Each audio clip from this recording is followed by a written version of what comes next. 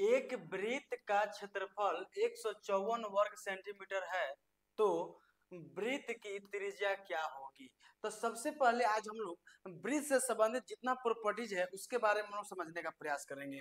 तो सबसे पहले ये वृत्त बोला है, तो वृत्त क्या होता है, वृत्त में क्या क्या करना पड़ता है, ये सब हम लोग को जानकारी लेना बहुत जरूरी है, ठीक ना। तो आइए हम लोग पहले वृत्त समझते हैं, वृत्त में क्या क्या होता है। तो ये हमारा वृत्त है, ठीक ना, ये हमारा वृत्त हो गया। और सबसे बड़ी बात होता है कि वृत्त का ये केंद्र होता है, वृत्त का क्या होता है जी, ये केंद्र होता है। और ये वृत्त से, और देखिए ये जो दिखाई दे रहा है गोल, ये परिधि होता है। तो वृत्त से ये केंद्र पर डाल देंगे कोई लंब, लंब ये परिधि पर लंब डालेंगे तो ये यहाँ केंद्र से परिधि पर डाला गया लंब को क्या कहते हैं जी, त्रिज्या कहते हैं। यानी त्रिज्या को हम लोग रेडियस कहते हैं, इसको रेडियस बोलेंगे, ठीक ना। इस रेडियस को हम लोग त्रिज्या बोलेंगे।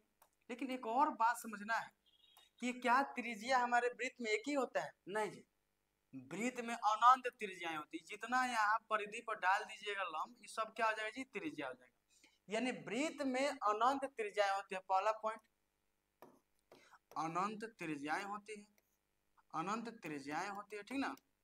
और दूसरी बात क्या वृत्त में कितनी जीवा होती है। तो समझिएगा ये दो त्रिज्या को अगर मिला देते हैं तो ये व्यास हो जाता है। तो व्यास बड़ी जीवा होता है, और बाकी यहाँ से यहाँ अगर मिलाते हैं सब क्या है, सब जीवा है, सब जीवा है, सब जीवा है।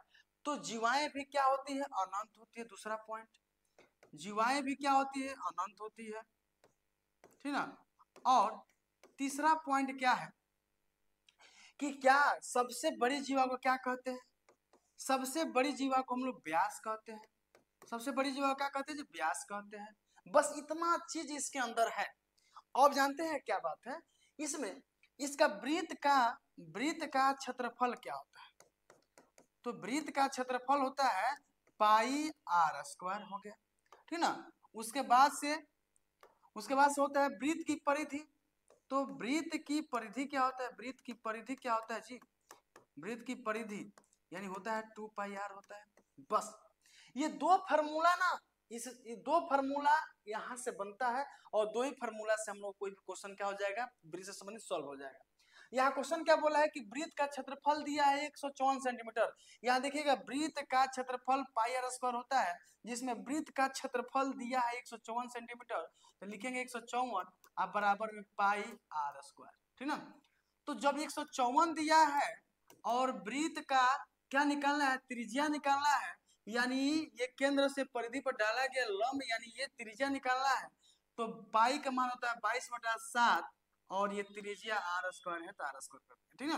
काट देंगे, ऊपर पर काटेंगे तो क्या हो जाएगा, 11 दूनी 22, 11 कम 11, 11 चौक 44 होता है ना जी।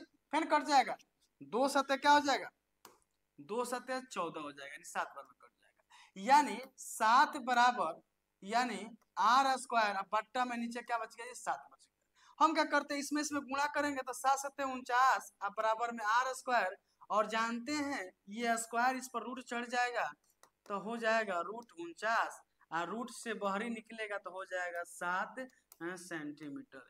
यानी क्या पूछा था त्रिज्या क्या होगा, तो त्रिज्या हमारा हो जाएगा 7 सेंटीमीटर हो जाएगा, यही हमारा राइट आंसर हो जाएगा।